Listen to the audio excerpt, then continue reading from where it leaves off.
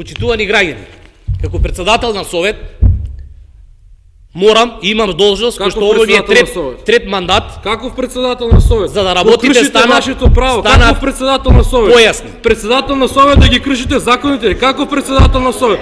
Јасно е дека немате капацитет да ја водите седницата. Ова е најголем срам. Вакви срамови не е имало во историјата на Советот на општина Кочани. Опозицијската советничка група од коалицијата предводена од СДСМ во Советот на општина Кочани, заедно со советникот Венко Крстевски, избран од група граѓани, ја напуштија работата на 6-та редовна седница, што се одвиваше во тензична атмосфера.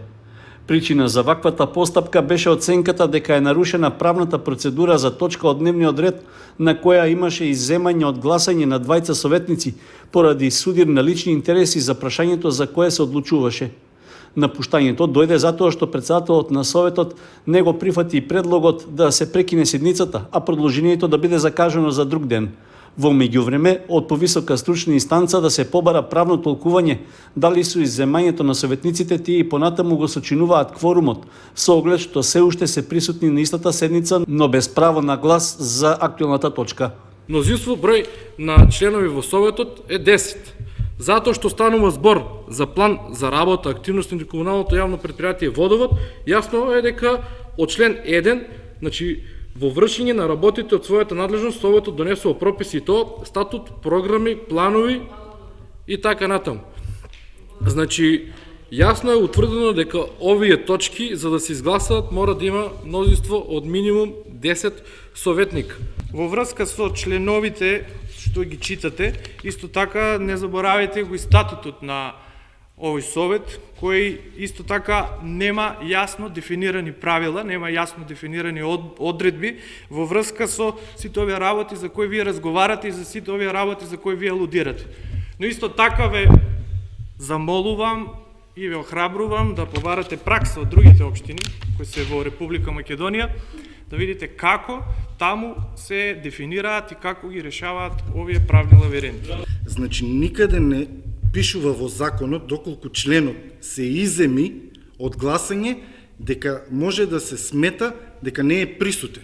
Законот, по член 41, јасно пишува: Советот одлучува со мнозинство гласови од присутните членови.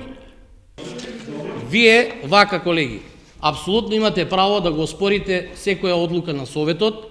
Ние постапуваме по однос на ова. Јас сакав да кажам дека во заклучокот треба да влезе дека од вкупно 17 советници со право на глас, од вкупно 17 советници присутни советници со право на глас. 19 присутни советници да би назначени за присутни, не за 17 советници, ви не ме слушате мене, оставете да кажам на крај. Од вкупно 17 советници со право на глас се одлучува. Поради несогласување со начинот на кој се одвиваше текот на седницата, советникот Венко Крстевски рече дека ќе остане на говорницата и нема да дозволи таа да продолжи. Поради тоа, председателот на Советот Лазо Митев предложи негово исклучување од работата на седницата. Бидејќи овде денеска се направија неколку правни преседани, затоа што е нарушен деловникот, по кој има пријави, јас ви кажувам дека овде ја прекинувам седницата на Совет на општина Кочани и нема да се тргнам од говорница доколку и председателот не ја прекине седницата. И барам прекинување, барам да се ангажираат сите правни служби и да се расчисти оваа работа, затоа што нема да дозволам на шверцерски начин криминално да го крадете, да го плешкосувате кочанскиот народ, да му ја зголемувате цената, а сето тоа да биде премолчено. Нема да се тргнем од оваа говорница ако нема прекин на седница. Значи јас барам збори, ќе ја користам говорницата и ќе ве замолам како председател на Совет, ќе ве опоменам. Опоменете ме, нема да се тргнете од говорницата затоа што јас ќе земам збор за да работите станат појасни. Нема проблем. Е така. Да.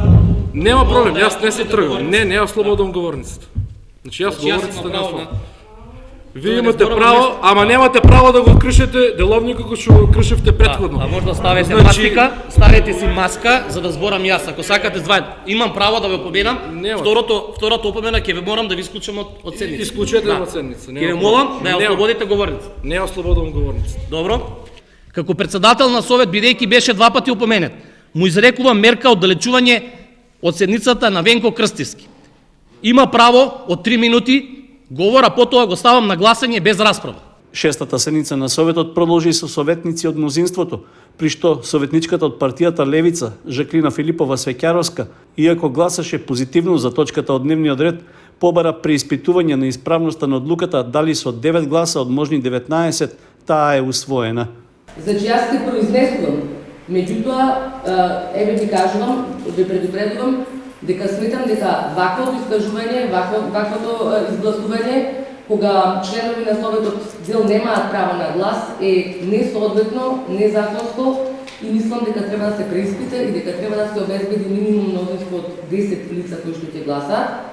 И сега, околу тоа, колку каква политичка зрелост покажуваат политичките партии кои што учествуваат во работењето на Советот, нема да навлекувам, меѓутоа, вие како председател, исто градоначалникот како следен подписник на одлуките, секако мислам дека ќе ги преиспитате уште еднаш. Благодарам. По завршувањето на седницата, председателот на Советот Лазо Митев даде изјава во која постапката на опозицијската советничка група ја оцени како скандалозна.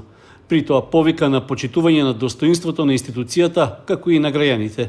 Денеска, со жалење, можам да искажам дека се случи невиден скандал кој што верувам дека не постои во последните 30 години. Ова што се случува навистина е срамно и за нас како советници, и за самиот Совет, се руши целиот дигнитет на Советот, и за општина Кочани, општо како град и како Совет и како институција, градоначалник и Совет на општина Кочани.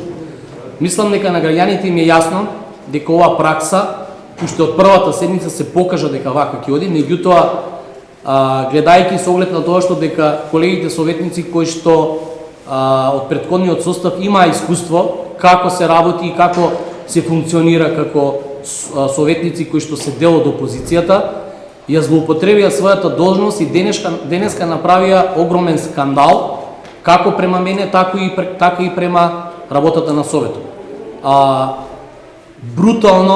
Брутално е прекршен деловникот на Советот на општина Кочани од страната на лицето, ќе кажам лицето, значи срам ми е да кажам советникот, затоа што вакво однесување верувам дека не постои во ниту еден совет во општините низ Македонија.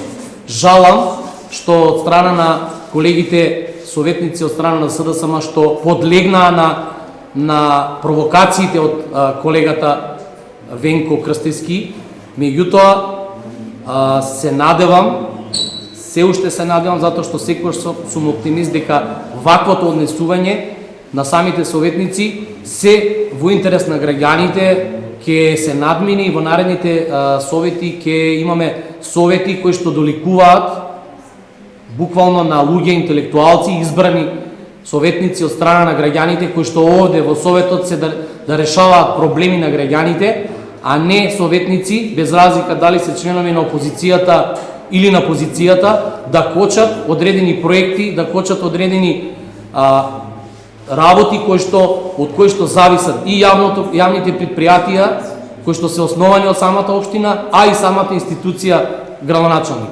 Автоматски со сето ова што се случува можам да кажам дека некој има очигледно лоши намери, меѓутоа искрено кажав уште еднаш дека се надевам дека од наредните седници ова пракса на работа од страна на опозицијата ќе биде надмината и ќе покажат достоинство и ќе покажат почит пред институцијата Совет, председател на Совет, градоначалник, а и пред се почит према граѓаните од кои што се избрани. Благодарам.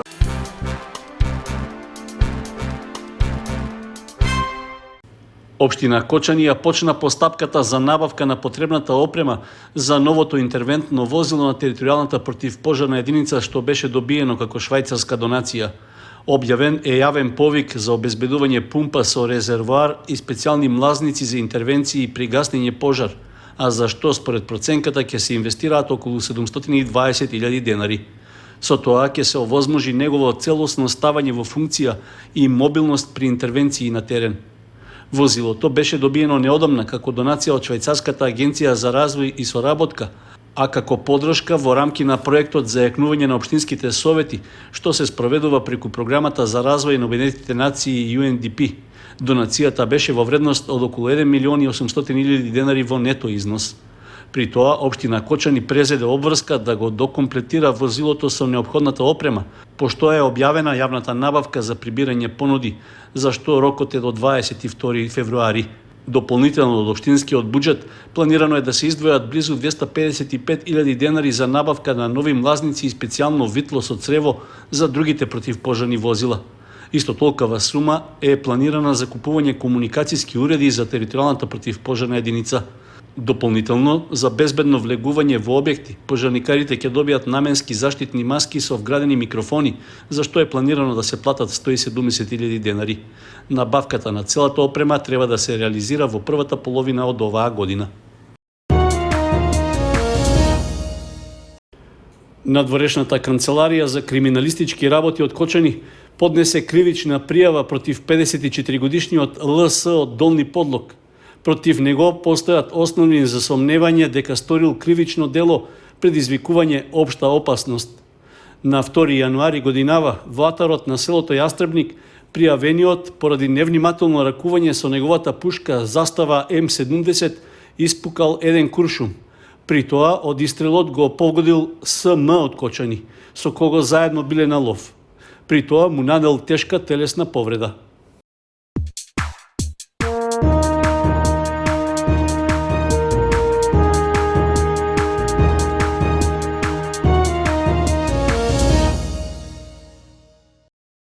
Второлигашите Осогово и Детонито Драдовиш викендов ќе го одиграат закажаниот пријателски контролен надпревар во рамки на подготвителниот период пред пролетната сезона.